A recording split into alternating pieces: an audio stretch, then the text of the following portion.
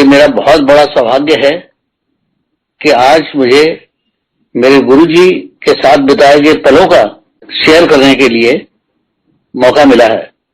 गुरुजी की कृपा से ही ये मौका मिलता है। मेरी वाइफ की कजिन सिस्टर इन लॉ, उनके भाई की वाइफ, जहां कोई किसी फंक्शन में मिलती थी तो मुझे कहती थी कि आप हमारे गुरुजी से आके मिलो। तो मैंने उनसे बोला कि मैं किसी गुरुओं को नहीं मानता, मेरी तो बस एक आस्था श्री हनुमान जी, सिर्फ हनुमान जी में है। अब धीरे धीरे मेरी स्थिति कुछ फाइनेंशियली बिगड़ती चली गई और मेरी बेटी की शादी हो चुकी थी, चारों की। तो एक बेटी को हम छोड़ने के लिए, उसकी शादी बॉम्बे में हुई थी, उसको एयरपोर्ट गए, तो उसको वहां पर छोड़ के जब हम वापस आए तो NH8 पर पहुंचने से पहले ही मैंने अपने भाई से बोला क्यों ना आज गुरुजी के यहाँ चले। अंदर से मन बहुत खिन्न था, तो उन्होंने भी अपनी सहमति प्रकट की। तो मैंने गाड़ी अंधेरिया मोड़ की तरफ मोड़ ली। धीरे धीरे हम जब एम्पायर स्टेट पहुंचे तो वहां पता किया कि गुरुजी का कहां पर है, तो मुझे वहां पर गाइड किया चौकीदार ने। तो हम लोग गाड़ी यहीं पार्क कर दीजिए, अंदर ले जाने की इजाजत नहीं है। तो हम लोग गाड़ी पार्क की, पैदल चल के अंदर गए। तो जब अंदर पहुंचे तो वो इनके भाई की वाइफ वहीं बैठी हुई थी अंदर। सत्संग अभी शुरू नहीं हुआ था, बहुत कम संगत आई हुई थी। देखते ही उन्होंने कहा, उठ के आई और गुरुजी से इंट्रोड्यूस कराया। तो गुरुजी ने मेरे से मेरा नाम पूछा, कहां से आए हो, रहने वाले हो। मैंने बताया। तो ये बात है फरवरी 2007 की फर्स्ट वीक की। तो एक मैंने उनसे जब बताया तो उन्होंने कहा बैठ जाओ, अपने पास ही गद्दी के पास लेफ्ट साइड में मुझे बैठने को बोल दिया। मैं बैठ गया वहीं पर। अब जैसा कि वहां का था, हमें तो कुछ ज्ञान नहीं था कि भाई क्या कैसा सिस्टम है, क्या सिस्टम है। तो गुरुजी ने, जब मैं बैठ गया वहां तो पहले जल प्रसाद सर्व किया गया। जल प्रसाद लेने के बाद थोड़ी देर बाद चाय प्रसाद आई। जब चाय प्रसाद दिया गया तो मैंने मना कर दिया। मैंने कहा कि मेरी शुगर बहुत हाई रहती है, मैं नहीं लूंगा। तो गुरुजी ने मेरे से बोला, लो आज तो तुम्हारी शुगर खत्म कर देती। मैं बड़ा हैरान हुआ, मैं कैसे खत्म हो जाएगी। लेकिन फिर भी मैंने ना चाहते हुए भी मैंने वो चाय पी। और चाय पीने के बाद अंदर से थोड़ा सा बोझ बन गया मन में कि भाई पता नहीं कितनी शुगर मेरी बढ़ जाएगी। उसके बाद लंगर शुरू हुआ। लंगर प्रसाद लेने के बाद, और उस जमाने में क्या होता था कि एक थाली में 4 लोग रहते थे। पहली बार तो बड़े अजीब लगा। फिर लोगों ने बताया कि ये गुरुजी का एक यहीं पे है कि 4 लोग बैठेंगे। तो हमने भी शुरू कर दिया, कोई बुरा नहीं लगता था, अच्छा लगने लगा। मिलजुल के सब लंगर लेते थे। तो जब बाहर हम गुरुजी से चरण छुए, उनसे आज्ञा ली, और जब बाहर आए तो मैंने अपनी वाइफ से बोला कि कैसा लगा, पूछा। बोली अच्छा लगा। मैंने कहा मुझे भी बहुत अच्छा लगा। आज सबसे इसलिए अच्छा लगा कि इतने जो भजन अच्छे अच्छे चल रहे थे, कितने अच्छे भजन आए। इसके बाद हम लोग घर आ गए। सबसे पहला काम मैंने किया कि आते ही मैंने शुगर चेक की अपनी। मैं इस बात से हैरान था कि मेरी शुगर लगभग नॉर्मल के करीब ही थी। तो मैंने वाइफ से कहा कि भाई कल फिर चलेंगे। मुझे आज बहुत अच्छा लगा था, क्योंकि भजन इतने अच्छे अच्छे गुरु जी के भजन चलते थे उनके यहाँ। वो 2 घंटा जो उनका भजनों का होता था, वो बहुत ही आनंद आता था उसमें। धीरे धीरे हम लोग डेली जाने लगे। मेरे का उन दिनों में 4 दिन होता था वहां पर एम्पायर स्टेट में सत्संग। और मेरी जाने से मेरी बेटियों ने पूछा, ये रोज दोनों जने चले जाते हैं, कहाँ जाते हैं? एक दिन हम लोग भी चलते हैं, देखते हैं। वो पूछती थी मेरी वाइफ से भी कैसा है क्या है। तो एक दिन हम लोग जब वहां गए तो गुरुजी अपना बैठे हुए थे दीपे, तो उन्होंने बोला आज सबरवाल ठेकेदार की पूरी फैमिली आ गई है, आई है। जब सत्संग के बाद जब बाहर आए, वही जो रूटीन था, पहले लंगर के बाद बाहर आए तो लंगर लिस्ट के बाद एक जब उनके चरण छू के आज्ञा लेते थे, तो मेरी एक आदत बन गई थी कि मैं जो ही दरवाजे पर पहुंचता था तो फिर वापस मुड़कर दोनों हाथ जोड़ के उनको प्रणाम करता था। और मुझे बहुत ही अच्छा लगता था, वहां पर आनंद आता था। और ऐसा लगने लगा था कि डेली क्यों नहीं होता, डेली जाया करें। अब जिस दिन वो बच्चे मेरे साथ आए, सब 2 बेटियां थी, मैं था, मेरी बेटी के हस्बैंड थे। तो गुरुजी बोले ठेकेदार की पूरी फैमिली, सबरवाल ठेकेदार की पूरी फैमिली आई है। तो वरुणजीत सिंह जब बाहर आए तो वरुणजीत सिंह बोले, मेरी वाइफ के हस्बैंड ज्योत्सना सिंह, तो बाहर बोले कि आप इन्होंने मुझे भी सबरवाल में क्यों मेरा बोल दिया? मैंने कहा क्योंकि आप मेरे साथ आए थे इसलिए उनको लगा के। तो अब हमको बड़ा अचंभा था इस बात का। खैर हम लोग घर चले आए, गाड़ी में बैठे और घर आ गए। अगले दिन फिर गए तो गुरुजी उस दिन सिविल अपनी ड्रेस में थे, टी शर्ट पहनी हुई थी, पैंट पहनी हुई थी, और अपनी गद्दी के राइट साइड जो दीवार थी वहां नीचे बैठे हुए थे। तो हम जब उधर से उनको चरण छू के सब लोग आगे जा रहे थे तो हमने भी चरण छुए। तो मेरी वाइफ और ज्योत्सना सिंह वो आगे चले गए, तो मुझे और वरुणजीत सिंह को वहीं बिठा लिया सामने। बोले कल की तेरा नाम की है? उससे पूरा इंट्रोडक्शन लिया, नाम पूछा, कहाँ के रहने वाले हो? उन्होंने बताया। बोले मैं भी उत्तर आई रहने वाला। इस तरह करते उन्होंने ये जता दिया कि भाई मुझे सब पता है, तुम कल क्या सोच रहे थे, क्या कर रहे थे। तो उस दिन मुझे थोड़ा ज्ञान हुआ कि ये वाकई में कोई बहुत पहुंची हुई चीज है। क्योंकि जब भी जाते थे बस हम तो अपना भजन का आनंद लेके चले आते थे, समझ नहीं आती थी कि क्या है। फिर एक दिन मैंने ये भी देखा कि some lady came with a small bag of rose petals, और वो उनके चरणों में उन्होंने डाल दिया। और मुझे गुलाब की, जब बैठता था ये सोचता था गुलाब की खुशबू कहाँ से आती है, तो समझा अच्छा ये इसकी वजह से है। लेकिन एक दिन ये गुलाब नहीं डाले हुए थे किसी ने, तो बड़ी गुलाब की बड़ी तेज सुगंध आए और उससे बड़ा आनंद आता था। मैं जब वहां जाता था तो ये ऐसा लगता था जैसे किसी जन्नत पे आ गए। काफी समय तक जाने के बाद भी सुगंध हमारे पास से नहीं जाती थी। अब ये मन में ये था कि ये कौन है, और मन में एक उलझन सी रहती थी, पर जाने को मन करता था। गेट पर एक दिन मैं आ रहा था तो वो क्यूरियोसिटी से मैंने चौकीदारों से, दो चौकीदार बैठे हुए थे, तो गेट पर मैंने उनसे पूछा कि भाई ये आप क्या है, ये गुरुजी कौन है? कहता है इनके बारे में तो बयान करना ही बहुत मुश्किल है, कोई नहीं कर सकता, हम खुद।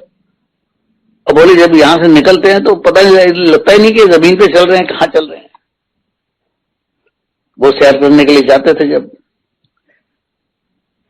एक दिन गुरुजी के चरण छूने के बाद मैं जब बाहर निकलने लगता था, तो मैं लगा तो उन्होंने बड़ी जोर से, मैंने हाथ जोड़े तो उन्होंने बड़ी जोर से अपने दोनों हाथों से मुझे आशीर्वाद दिया, ऊपर नीचे करके। तब उन्होंने मुझे उससे बड़ा अच्छा लगा। मैंने लेकिन किसी को बताया नहीं। आ गए हम लोग बाहर, गाड़ी में बैठे और वापस चले आए। अब ये समझ नहीं आता था कि ये भगवान है क्या है, या कोई जादूगर है क्या है। एक दिन, ये बात है 26 या 27 मई 2007 की, मुझे एक स्वप्न आया रात में। उसमें गुरुजी सपने में है, उन्होंने व्हाइट चोला पहना हुआ है और बोले कि मैंने तुम्हें बहुत ब्लेसिंग्स दे दी, अब तुम बहुत कम आया करो और लोगों को भेजो, क्योंकि मेरे पास समय बहुत कम है, जिससे उन्हें भी ब्लेसिंग मिल जाए। मुझे समझ नहीं आई इन्होंने ऐसा क्यों बोला। सुबह जब उठा तो मन बड़ा परेशान था अंदर से। जब मैं बिल्कुल नहीं जाऊंगा, फिर मैंने मन में सोचा कि क्या मैं बिल्कुल नहीं जाऊंगा वहां पर। लेकिन शाम को फिर हम लोग गुरुजी के उधर चल दिए, वहां जाके वही डेली रूटीन। लेकिन मेरे को एक और दोस्त थे, वो बोले कि तो साक्षात शिव है भाई। तो वो जब मुझे फोन करते थे तो मेरे ऊपर कॉलिंग ट्यून लगी हुई है, ओम नमः शिवाय। तो वो बोले कि मैं सोचता था कि आप मुझे नहीं पता था आप भी गुरुजी के भक्त हो, जाते हो वहां पर। तो इस प्रकार से वो थोड़ा सा ज्ञान होने लगा कि ये शिव ही है। मैं एक दिन बीच में नहीं गए हम 2 दिन बैठे। 31 मई को सूचना मिली कि गुरुजी ने समाधि ले ली है। मन बहुत ही व्यथित हुआ। अगले दिन शाम को मैं अपनी बेटी ज्योत्सना के साथ बड़े मंदिर गए और वहां पर कुछ सत्संगी सीढ़ियों पर सिर पटक रहे थे। मन अत्यधिक दुखी था। इतनी देर में साथ में राधा स्वामी जी का जो मंदिर, वहां से एक गुरु जी वहां आ गए। वो बोले कि आप दुखी क्यों मत हो, वह यहीं पर हैं, कहीं गए नहीं, बस चोला छोड़ा है। तो अब सोचने काफी देर तक ये सोचते रहे कि अब कौन है हमारा। मुझे उनका भजन बहुत अच्छा लगता था कि सदगुरु तुम अबर ना कोई। तो अब दिमाग में लेने लगा, बड़ा धीरे धीरे धीरे वो आदत छूट गई मंदिर जाने की। हाँ, वो जब मुझे स्वप्न में आए थे तो मेरे से बोले कि आप बड़े मंदिर जाते हो? मैंने कहा नहीं जी। बोले जाया करो। मैंने कहा नहीं, मुझे तो यही अच्छा लगता है आपके पास। तो इस प्रकार एक मन में एक पीड़ा थी कि अब हमारा कौन है।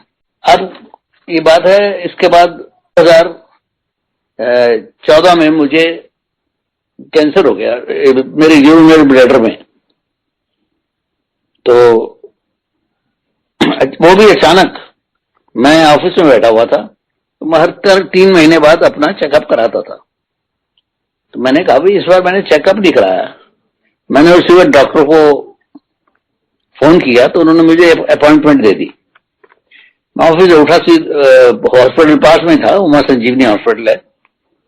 तो मैं वहां जब गया तो वहां के काउंसलर की वाइफ आई। वो बोले कि मेरी बच्ची की तबीयत बहुत ज्यादा खराब है, तो आप पहले मुझे मैंने कहा बिल्कुल आप दिखाइए पहले।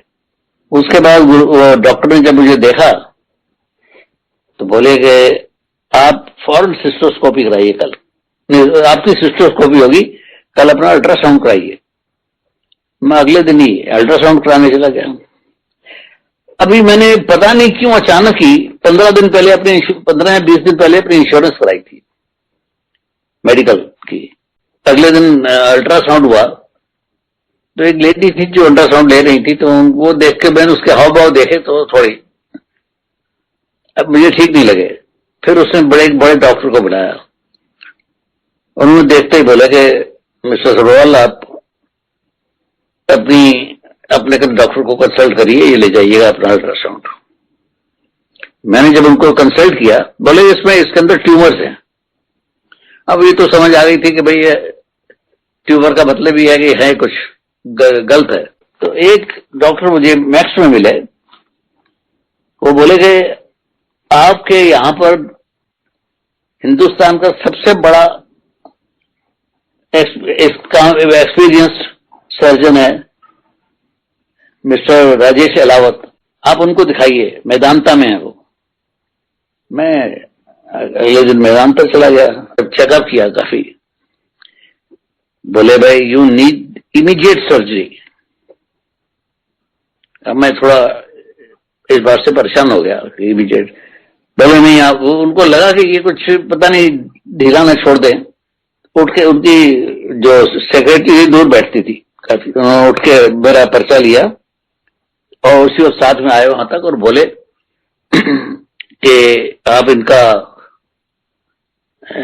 फौरन बनाइए पर्चा, और कब इन्होंने ऑपरेशन कराना इनसे बात कर लीजिए, और ही नीड्स इमीडिएट सर्जरी। मेरी उनसे बात हुई, ये है 22 अगस्त की बात होगी। तो मैंने वो बोली आपको बताइए किस दिन आपका है। मैंने कहा 26 अगस्त कर दीजिए। ठीक है। अब वो डेट ले ली और हम सुबह पहुंच गए। कोई 3 बजे के लगभग मेरी वाइफ भी परेशान होने लगी कि भाई इतनी देर हो गई है वहां गए हुए, कैसे वो वहां पर पहुंची। तो उन्होंने वहां पर भी काफी समय लगाया तैयार करने के लिए। तो मुझे वो बोले कि आधे घंटे का काम है, ओके तो वापस आ जाएंगे। मेरी सर्जरी को 3 घंटे लग गए। तो उसके बाद जब कमरे में भेज दिया, शिफ्ट कर दिया उन्होंने, मुझे तो होश था नहीं। अगले दिन सुबह जब रूटीन डॉक्टर चेक करने आए, कमरे में आए पता करने, मैंने कहा डॉक्टर साहब क्या आपने देखा उस पर, क्या? बोले दीदी मैं आपको कुछ नहीं बता सकता जब तक आपका हमने सैंपल लेके भेज दिया है उसके लिए टेस्टिंग के लिए, और उसमें टाइम लग जाए, 8-10 दिन लगेंगे, उसके बाद ही बता पाऊंगा। आपको हम कल रिलीज कर देंगे यहां से, और आपको जो रिजल्ट आने के बाद मैं आपको टाइम बता देंगे कल किस दिन आपकी सर्जरी होगी। अब वो घर आ गए वापस। उसके बाद 10 दिन बाद वो रिपोर्ट मिली, तो मैंने वो जब रिपोर्ट आई तो मैलिग्नेंस थी वो। तो मैं भी थोड़ा हताश हो गया और आया बाहर। तो नीचे आया लिफ्ट से, वहां एक स्टील की बेंच रखी हुई थी दरवाजे के गेट के पास, तो मैं उस पर बैठ गया। तो मैंने अपनी बेटी ज्योत्सना को फोन किया, उसने पूछा तो वो रोने लग गई। जब उसको बताया तो मेरी भी आंखें नम हो गई थोड़ी सी। लेकिन मुझे अंदर से पता नहीं क्यों ऐसा कॉन्फिडेंस था कि मुझे कुछ नहीं होगा और मैं ठीक हो जाऊंगा। आज मुझे वो महसूस होता है कि वो सिर्फ गुरुजी की कृपा थी। ये गुरुजी का ही जो उन्होंने मुझे बताया कि मैंने तो बहुत ब्लेसिंग दे दी हैं, तो वो तो जानो जानी थे, ज्ञानी थे, ईश्वर थे, ईश्वर का रूप ही थे। तो उन्होंने मुझे जब, अब ये मेरे अंदर एक कॉन्फिडेंस था। मैं आया तो घर में सब परेशान, वो भी परेशान थी बहुत। मैंने उसको कहा, उससे बोला कुछ नहीं होगा भाई, सब ठीक हो जाएगा। और इस प्रकार मेरी 6 सर्जरीज हुई, और सर्जरी से ट्रीटमेंट भी होता था। ये था कि हाँ, एक और बीच में हुआ कि जब मैं उनके पास मैक्स वाला की मेरी थी ये जो इंश्योरेंस थी उन्होंने मना कर दिया कि हम आपको नहीं देंगे कोई भी इसमें रिलीफ। तो डॉक्टर को बड़ा बुरा लगा, उन्होंने फौरन एक लेटर लिख के दिया और मैं भी घर पे आगे पढ़ने लग गया। तो उसमें उन्होंने लिखा था कि अंडर एक्सट्रीम इमरजेंसीज में ये एक्सेप्ट की जा सकती है, ये नहीं मिलेगी। उन्होंने एक सर्टिफिकेट डॉक्टर ने बनाया और मुझे दे दिया, बोले कोई भी इंश्योरेंस वाला या कोई भी इसको मेरे को ना नहीं कर सकता। It was great of doctor Allahabad कि उन्होंने मुझे बढ़िया वो सर्टिफिकेट बनाया। 3 दिन बाद मुझे उन्होंने कह दिया जी आपको इसका मिल जाएगा जो भी आपने पेमेंट्स की है, पर उसका 80% मिलेगा, 20% नहीं मिलेगा। काम नहीं, साथ में धन का नुकसान। धीरे धीरे मैं मेरी गुरुजी में आस्था अब इतनी बढ़ गई उस वक्त कि मैं हर वक्त में मुझे लगता था कि बस गुरुजी मेरे साथ है, मुझे कोई और साथ नहीं देगा, सिर्फ गुरुजी के अलावा मेरा कोई नहीं। गाड़ी वाड़ी मैंने अपनी बेच दी थी सब। ड्राइवर को भी मैंने बोला कि भाई अब मैं तुम्हारी तनख्वाह नहीं दे पाऊंगा इतनी, तुम अपना कोई और काम देख लो। तो मैं ये जो उबर की टैक्सी है इसमें जाया करता था। तो एक दिन क्या हुआ कि मैं मन तो अंदर से परेशान रहता था, फिर भी मन पे एक बोझ था। तो मैं वहां गया तो वहां उतरने लगा तो अब पर्स में से पैसे निकाले और ड्राइवर को दिए और पर्स में भूल गया सीट पे। उसमें 2200 करीब थे। तो वो टैक्सी चली गई, उसको उसी वक्त कॉल आ गई, वो गए होटल पे। वो होटल में गए तो उन्होंने, जब मैं शाम को घर वापस आया तो मुझे टैक्सी के पैसे देने थे, जगह पर्स ही नहीं है। फिर मैंने ऊपर से अपने पैसे मंगाए और टैक्सी वाले को दिए, तो मैंने कहा पर्स ही खो गया मेरा आज। उसी दिन शाम को दोपहर को मुझे फोन आता है और मेरे उसमें क्योंकि गुरुजी की मैं पर्स के अंदर एक छोटी सी पिक्चर जरूर रखता है, फोटो। तो उन्होंने स्वरूप था, जिसको स्वरूप बोलते हैं, छोटा स्वरूप था, वो उसमें रखा हुआ था। तो जब उन्होंने पर्स खोला देखा, पर्स उसमें उनको गुरुजी की स्वरूप दिखा। उन्होंने उसी वक्त उसको बंद कर दिया और बोले भाई ये तो गुरुजी के भक्त है, और वो भी गुरुजी के बड़े भक्त है। उन्होंने जाना था बॉम्बे, किसी शादी में आए हुए थे, यहाँ पर रहने वाले बॉम्बे के थे। उस वजह से उन्होंने मेरा नंबर देख के, मेरा कार्ड पड़ा हुआ था एक विजिटिंग कार्ड, उसके उन्होंने नंबर देखा और मुझे फोन किया, तो जी आपका कोई पर्स खो तो नहीं गया? मैंने कहा जी मेरा पर्स? मैं कहा हाँ ये तो खो गया, मेरे पास नहीं है। बोलो हमारे पास है। मैंने कहा आप कौन? उन्होंने सब इंट्रोडक्शन दिया और बोले कि आप इसको कलेक्ट करने आ जाइए, तो आपको जनकपुरी से ले लो। मैं रहता हूँ यहाँ सेक्टर 56 शांत लोग फेज 2 में, गुड़गांव में। तब मेरी एक बेटी के जो उसके लॉज जनकपुरी में रहते हैं।